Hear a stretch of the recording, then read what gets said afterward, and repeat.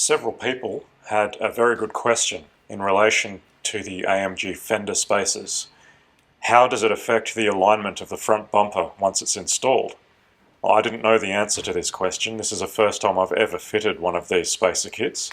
So today I fit the front bumper for the purposes of seeing what it will look like. Now this isn't the entire story. This aftermarket bumper that I purchased didn't have all of the holes required to mount the top stainless steel trims. I did have to drill 4 of those myself, the rest were there. So I'm not sure what the hell they were thinking there. And in addition to drilling those holes, I enlarged the others to 8.5 millimeters internal diameter, just to be able to give the bumper a bit of extra flexibility when it comes to installing these mounts on the sides. Now these are actually maxed out already. The bumper had no problem flexing out into that position, and there is a bit of a lip on the bottom of the fender there that holds the bumper in a nice position as well. You probably could push them out a bit further by adding some spacer washers underneath that right angle bracket, but in my case I think it's fine the way it is. I'm happy with the way it looks anyway.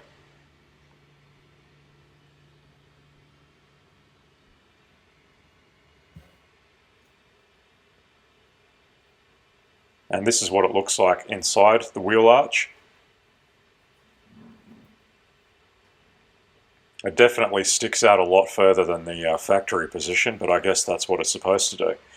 And just a handy tip for anyone, if your memory is as bad as mine, I like to leave notes to myself.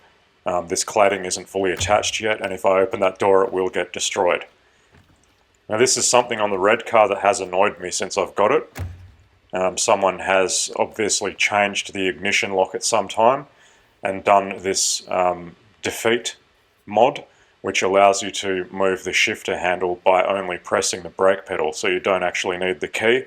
This doesn't sit right with me, and I'm never going to leave it this way. So I was going to change this ignition lock, but as you'll see shortly, my plans quickly changed.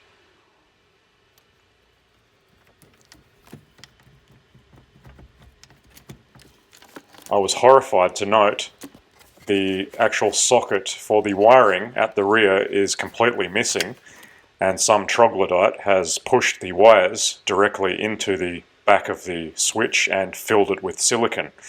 I wish I knew this earlier, because I would have saved the socket from the donor car that I have my replacement switch from.